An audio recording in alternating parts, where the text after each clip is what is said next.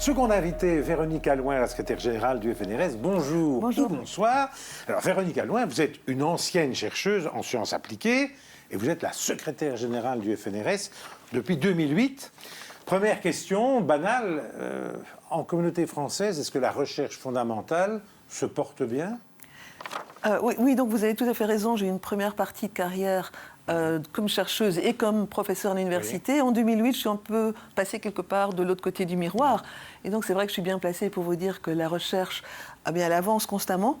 Il y a des résultats prometteurs, beaucoup, dans tous les domaines. Il y a beaucoup de collaborations scientifiques internationales. Et donc, elle est vraiment scientifiquement solide, mais elle est sous contrainte du point de vue du financement. Alors, tous les chercheurs et chercheuses que j'ai eus m'en ont parlé. On connaît le contexte budgétaire difficile de la Fédération Wallonie-Bruxelles et il faut bien reconnaître que malgré ce contexte compliqué, nos subventions sont relativement protégées.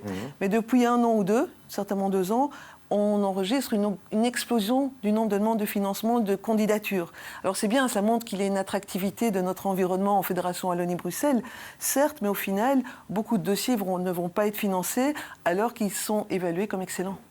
Alors, on sait que la formule du FNRS, c'est la liberté de chercher, ce qui permet aux chercheurs souvent de trouver. Mais la liberté de chercher, est-ce qu'elle n'est pas un peu fragilisée aujourd'hui, notamment par le géopolitique? Est-ce que là, vous avez une crainte ?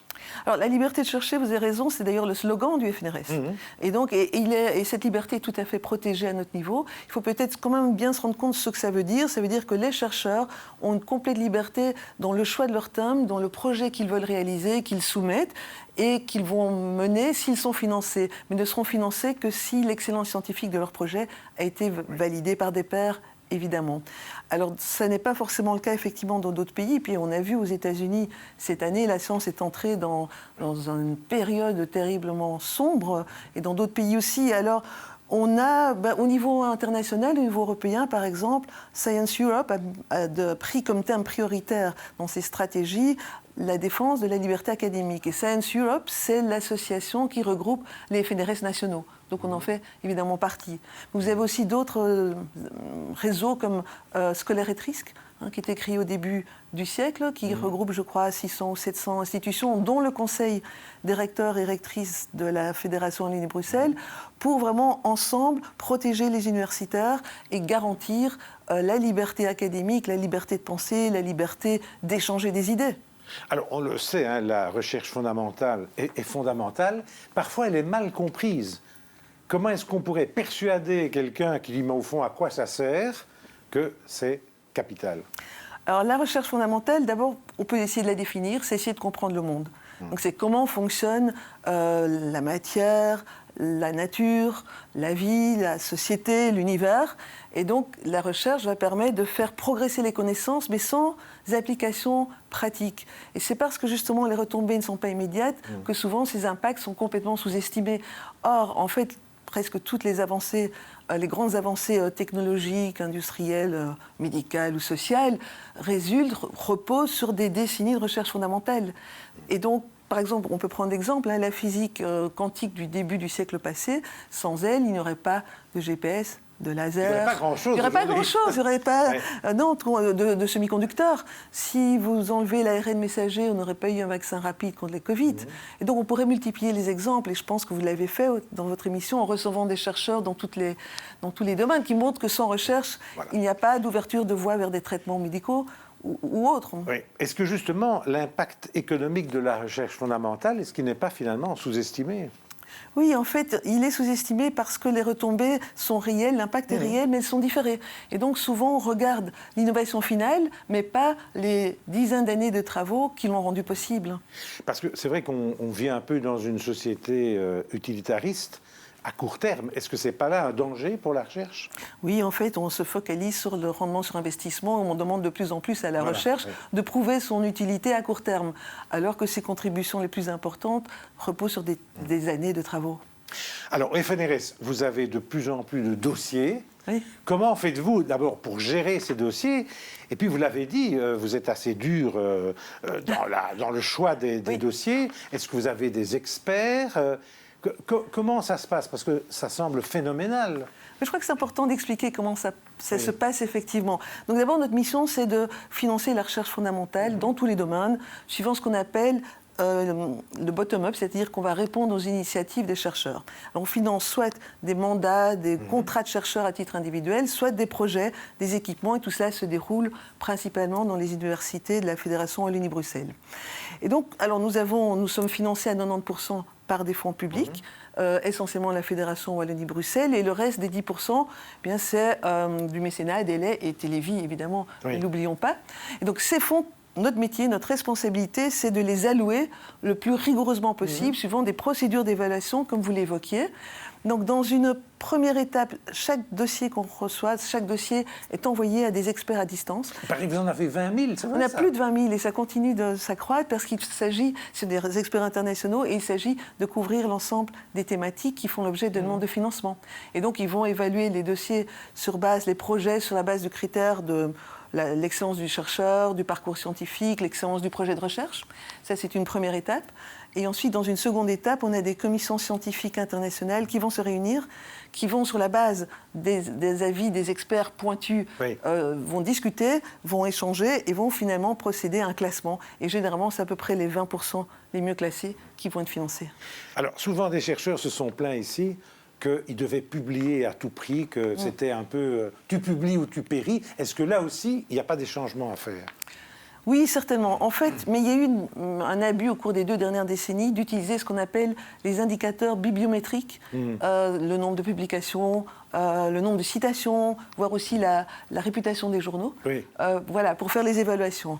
Et ça n'a jamais été fait à l'outrance du tout au niveau du FNRS. Ça n'a jamais été que des données parmi un ensemble d'autres. Voilà. Donc il n'y a pas eu un usage abusif. Ça n'a pas été le cas dans tous les pays. Ceci étant, nous sommes membres de l'association le COARA, qui est une coalition qui en fait vise regrouper, je crois qu'on est à peu près 800 signataires, de mettre en commun, de partager les bonnes pratiques pour donner plus de poids à la qualité plutôt qu'à la quantité lors de l'évaluation. Mais ça reste une évaluation par les pairs. Voilà. Nous, par exemple, on demande aux chercheurs et chercheuses de poster les textes complets de leurs 5 publications qu'ils estiment les plus pertinentes. Donc c'est très important. Donc ils mettent en évidence ces publications et on ne va pas s'arrêter à un nombre absolu de citations, de publications. Alors il y a beaucoup de doctorants, je crois à peu près 1600, autant de femmes que d'hommes. Mais après, il y a beaucoup moins de femmes. C'est beaucoup plus compliqué encore aujourd'hui pour les femmes de rentrer dans la compétition. Là, il y a encore du boulot? Alors, dans les années 40, il y avait 8% des doctorantes que nous financions au FNRS qui étaient des femmes. Aujourd'hui, c'est 51, 52, 53%. C'est même plus. Oui, c'est même plus. Donc là, ça, c'est très bien. Alors, une carrière dans la recherche, on peut aussi postuler pour avoir un mandat qu'on appelle de postdoc, de 3 ans de contrat pour faire une recherche postdoctorale, ou bien on peut aussi postuler pour avoir un mandat chercheur permanent. Et donc, dans ce niveau-là, effectivement, les femmes sont moins nombreuses. Elles sont 43% au niveau des chercheurs postdoc et elles sont 33% au niveau des chercheurs permanents.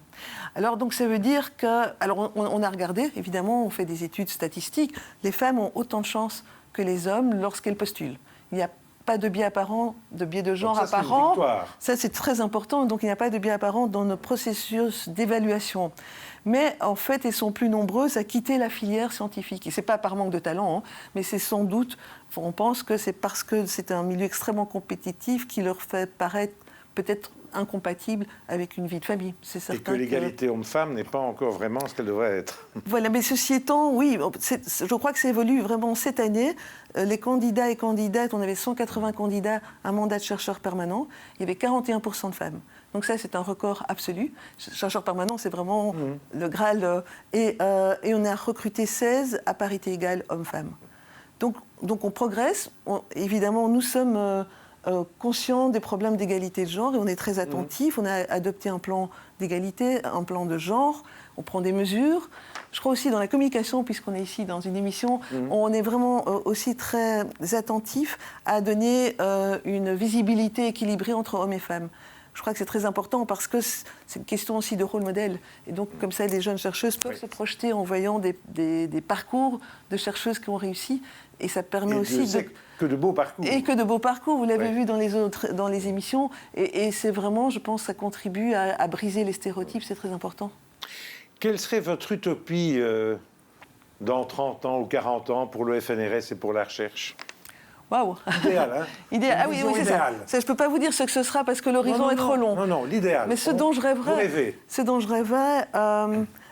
que ce soit reconsidéré comme un investissement stratégique, que les carrières de chercheurs soient toujours des carrières attractives, que les disciplines dialoguent, les différentes disciplines, et peut-être aussi que la confiance, la collaboration et l'acceptation du temps long soient vraiment des piliers reconnus.